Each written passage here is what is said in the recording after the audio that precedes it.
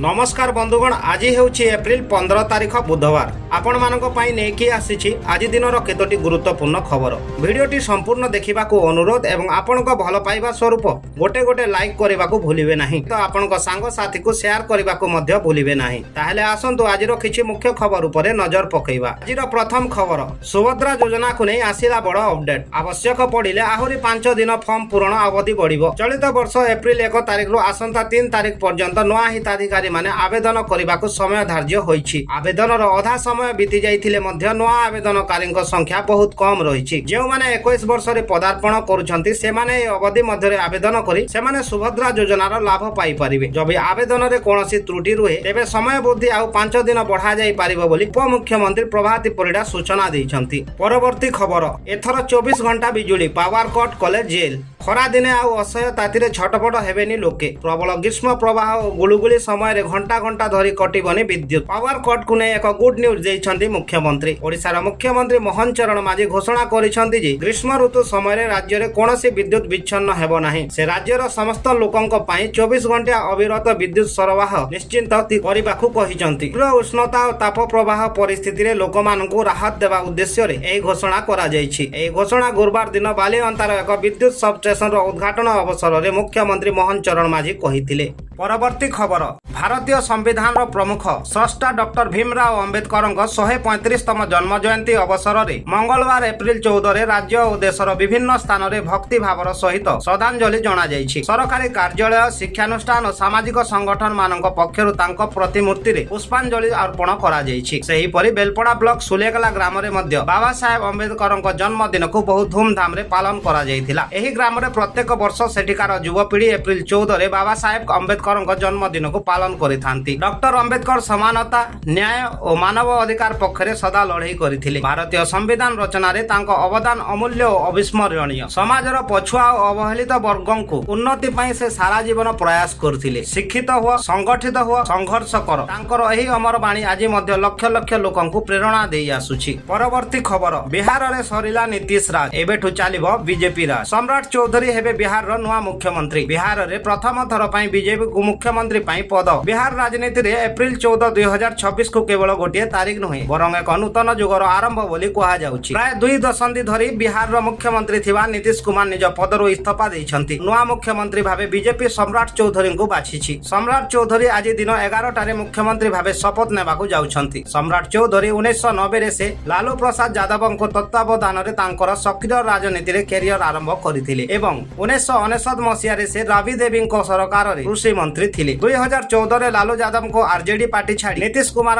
जनता दल रे शामिल होइथिले। 2017 रे सम्राट चौधरी बीजेपी रे शामिल होइथिले एवं 2024 रे से उपमुख्यमंत्री भाबे शपथ नेथिले एवं 15 एप्रिल 2026 माने आज से बिहार रो मुख्यमंत्री भाबे शपथ नेबाकू जाउछन्ति। परवर्ती खबर, सुप्रीम कोर्ट को बयान, पश्चिम बंग रे तालिका रे नाम नथिले भोट देई हबनी। पश्चिम बंग रे विधानसभा निर्वाचन सुप्रीम कोर्ट भोटर तालिका स्वतंत्र गभीर पुनर्निरीक्षण बा एसआईआर को नै बड़ फैसला सुनाइछन्ति। सुप्रीम कोर्ट कहिछन्ति जेउ लोकंक ना भोटर तालिका रु हटा जायछि एवं सेमानक अपील रो विचार होई नाही सेमाने विधानसभा निर्वाचन भोट देई पारिबे नै। पश्चिम बंग रे 2टी पर्याय रे एप्रिल 23 एवं 29 तारिख रे मतदान हेबो। एसआईआर जोगो भोटर तालिका रु 90.66 लाख मतदानक ना कटिछि। प्रधान विचारपति जस्टिस सूर्यकांत एवं जस्टिस जयमाल्या बागची को खंडपीठ कहिसन्ति जे पर्यंत अपील रो चूड़ांत फैसला होई नाही से पर्यंत एपरि व्यक्तिक मतदान पई अनुमति दिया जिबा आईनगत प्रक्रिया रो विरोध हबो। एप्रिल 11 सुद्धा पश्चिम बंग रे 34,35,174 अपील आसी सारिथिबा कोर्ट सूचना दैछन्ति। बंगलार भोटर एसआईआर राज्य एवं निर्वाचन कमिशन को मध्य रे फसी जाइथिबा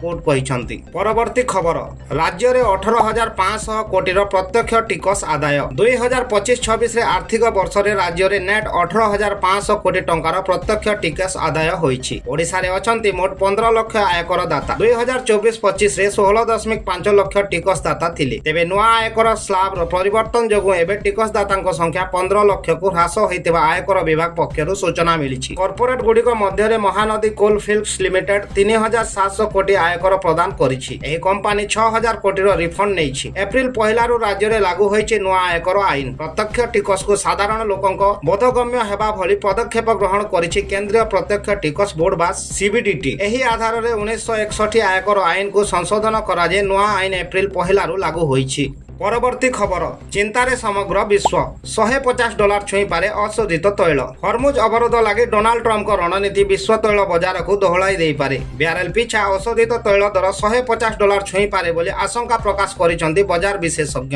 ଆଲୋଚନା ବିଫଳ ହେବା ପରେ ସୋମବାର ପୁଣି $100 ପାର କରିଯାଇଛି ଅଶୋଧିତ ତୈଳ ବ୍ୟାରେଲ ପିଛା ବ୍ରେଣ୍ଡ କ୍ରୁଡ୍ ଦର $103 ପାର କରିଛି ଟ୍ରମ୍ପ ଯଦି ହରମୁଜରେ କିଛି ପଦକ୍ଷେପ ନିଅନ୍ତି ତେବେ ଦୈନିକ ହରମୁଜ ଦେଇ ଯାଉଥିବା 12 ନିୟୁତ ବ୍ୟାରେଲ ତେଲ ରିକ୍ସ ଆସିଯିବ ଆଗାମୀ ଦିନରେ ତୈଳ ଦର ଯଦି ସ୍ଥିର ହୋଇଯାଏ ବି ସମଗ୍ର ଏସିଆର ଆର୍ଥିକ ବିକାଶର ଗତି ଧୀମା ହେବ ଆଶଙ୍କା ରହିଛି ଏସିଆନ୍ ଡେଭଲପମେଣ୍ଟ ଆଉଟଲୁକ୍ ରିପୋର୍ଟ କହିଛି ଇରାନ ସହ ଆମେରିକା ଇସ୍ରାଏଲ ଯୁଦ୍ଧ ଦ୍ୱାରା ଏସିଆର ଜିଡିପି ଅଭିବୃଦ୍ଧି 2025ର 5.4% ରୁ ହ୍ରାସ ପାଇ ଏବେ 5.1% ରହିପାରେ ପରବର୍ତ୍ତୀ ଖବର 19 ପର୍ଯ୍ୟନ୍ତ ଜାରି ରହିବ ଗରମ ଲହରୀ ବର୍ଷ କମ୍ ବର୍ଷିବ ମୌସୁମୀ ରାଜ୍ୟରେ କାଳବୈଶାଖୀ ପ୍ରଭାବ ହ୍ରାସ ପାଇବା ପରେ ଗରମ ବଢିଛି ଉପକୂଳ ଆଭ୍ୟନ୍ତରୀଣ ପଶ୍ଚିମ ଓଡ଼ିଶାରେ ଅନେକ ସହରରେ ତାପମାତ୍ରା ବଢିଛି ଆସନ୍ତାକାଲିଠାରୁ 19 ତାରିଖ ପର୍ଯ୍ୟନ୍ତ ପ୍ରଚଣ୍ଡ ଗ୍ରୀଷ୍ମ ଲହରୀ ଆଶଙ୍କା ଥିବା ପାଣିପାଗ ବିଭାଗ ପୂର୍ବାନୁମାନ କରିଛି ଅନେକ ସହରରେ ତାପମାତ୍ରା 40 ଡିଗ୍ରୀ ସେଲସିୟସକୁ ଟପି ଯାଇପାରେ ବିଶେଷ କରି ପଶ୍ଚିମ ଓଡ଼ିଶାର କେତେକ ସ୍ଥାନରେ ତାପମାତ୍ରା 43 ରୁ 44 ଡିଗ୍ରୀ ରହିପାରେ ଅପରପକ୍ଷରେ ଚଳିତ ବର୍ଷ ଏଲ ନିନୋ ପ୍ରଭାବରେ ମୌସୁମୀ କମ୍ ବର୍ଷିପାରେ ବୋଲି ବିଭାଗ ଆକଳନ କରିଛି 92% ବର୍ଷା ହୋଇପାରେ ବୋଲି କୁହାଯାଉଛି 1971 ରୁ 2000 ମସିହା ମଧ୍ୟରେ ମୌସୁମୀ ଋତୁରେ ହାରାହାରି 87 ସେଣ୍ଟିମିଟର ବର୍ଷା ହେଉଥିବା ବେଳେ ଚଳିତ ବର୍ଷ ଏହି ପରିମାଣ 80 ସେଣ୍ଟିମିଟର ରହିପାରେ ପରବର୍ତ୍ତୀ ଖବର ପଶ୍ଚିମବଙ୍ଗରେ ଅମିତ ଶାହଙ୍କ ପ୍ରଚାର ଟିଏମସି 500 କୋଟି ହଡପ କରିଛି ପଶ୍ଚିମବଙ୍ଗ ବିଧାନସଭା ନିର୍ବାଚନ ପାଇଁ ସ୍ୱରାଷ୍ଟ୍ର ମନ୍ତ୍ରୀ ଅମିତ ଶାହା ସୋମବାର ରାଜ୍ୟର ବୀରଭୂମି ପଶ୍ଚିମ ବର୍ଦ୍ଧମାନରେ ଜନସଭା କରିଛନ୍ତି ଶାସକ ତୃଣମୂଳ କଂଗ୍ରେସ ଜୋରଦାର ଟାର୍ଗେଟ କରିଥିଲେ କହିଥିଲେ 26,000 ଶିକ୍ଷକଙ୍କ ନିଯୁକ୍ତି ପ୍ରଧାନମନ୍ତ୍ରୀ ଆବାସରେ ଟିଏମସି ବ୍ୟାପକ ଦୁର୍ନୀତି କରିଛି ଏଥିଯୋଗୁଁ ରାଜ୍ୟବାସୀଙ୍କର 5,000 କୋଟି ଗାୟବ ହୋଇଯାଇଛି ବିଜେପି ସରକାର କ୍ଷମତାକୁ ଆସିଲେ ଯେଉଁମାନେ ବିଗତ 15 ବର୍ଷ ଧରି ରାଜ୍ୟକୁ ଲୁଟୁଛନ୍ତି ସେମାନଙ୍କ ବିରୁଦ୍ଧରେ କଠୋର କାର୍ଯ୍ୟାନୁଷ୍ଠାନ ଗ୍ରହଣ କରାଯିବ ତୃଣମୂଳ କଂଗ୍ରେସ ଠାରୁ ପ୍ରତି ଟଙ୍କାର ହିସାବ ନିଆଯିବ ପୁତୁରା ଅଭିଷେକ ବାନାର୍ଜୀଙ୍କୁ ମୁଖ୍ୟମନ୍ତ୍ରୀ କରିବା ନେଇ ମମତା ସ୍ୱପ୍ନ କେବେ ପୂରଣ ହେବ ନାହିଁ ସେ ସରକାର ବେଆଇନ ଅନୁପ୍ରବେଶ ରୋକିବାରେ ବିଫଳ ହୋଇଛି ବିଜେପି ରାଜ୍ୟରେ ସରକାର ଗଠନ କଲେ ଅନୁପ୍ରବେଶକାରୀଙ୍କୁ ଚିହ୍ନଟ କରି ବିଦା କରିବ ପରବର୍ତ୍ତୀ ଖବର ହରମୁଜ ନିକଟରେ ଅଟକିଛି ଭାରତର 15 ଜାହାଜ ଆଣିବାକୁ ସରକାରଙ୍କ ଉଦ୍ୟମ ଆମେରିକା ସେନା ହରମୁଜ ପ୍ରଣାଳୀକୁ ଅବରୋଧ କରିବା ଚେତାବନୀ ଦେଇଛି ତେଣୁ ଏହା ନିକଟରେ ଫସି ରହିଥିବା 15ଟି ଭାରତୀୟ ଜାହାଜକୁ ନେଇ ଚିନ୍ତା ବଢିଛି ଜାହାଜ ଓ ତୈଳ ଟ୍ୟାଙ୍କର ଯୁଦ୍ଧ ଆରମ୍ଭ ପରଠାରୁ ଅସାଗର ଓ ଓମାନ ଉପସାଗରରେ ଅଟକି ରହିଛନ୍ତି ଆମେରିକା ନୌସେନା କହିଛି ଯେ ହରମୁଜକୁ କୌଣସି ଜାହାଜ ଆସିବ ନାହିଁ କିମ୍ବା ହରମୁଜ ଦେଇ ଚଳାଚଳ କରିବ ନାହିଁ ଭାରତର ସମସ୍ତ ଜାହାଜ ଓ ସେଥିରେ ନାବିକ ସୁରକ୍ଷିତ ଥିବା ପରବର୍ତ୍ତୀ ଖବର ପ୍ରତିଶ୍ରୁତି ରଖିଲେ ମୋହନ ସରକାର ବଡ଼ବିଲ ଅଞ୍ଚଳବାସୀଙ୍କୁ ସ୍ୱପ୍ନ ପୂରଣ କଲେ ମୁଖ୍ୟମନ୍ତ୍ରୀ କଥା ଦେଇ କଥା ରଖିଲେ ରାଜ୍ୟ ସରକାର ସୋମବାର ମୁଖ୍ୟମନ୍ତ୍ରୀ ମୋହନ ଚରଣ ମାଝୀ ବଡ଼ବିଲ ଠାରେ ବଡ଼ବିଲ ବାଇପାସ ରିଙ୍ଗ ରୋଡ ପ୍ରକଳ୍ପର ଭିତ୍ତିପ୍ରସ୍ତର ସ୍ଥାପନ କରି ବଡ଼ବିଲ ଅଞ୍ଚଳବାସୀଙ୍କୁ ବହୁ ପ୍ରତୀକ୍ଷିତ ସ୍ୱପ୍ନ ପୂରଣ କରିଛନ୍ତି ଗତ ବର୍ଷ ଘଟଗାଁ ଠାରେ ମୁଖ୍ୟମନ୍ତ୍ରୀ ଏହି ପ୍ରତିଶ୍ରୁତି ବଡ଼ବିଲବାସୀଙ୍କୁ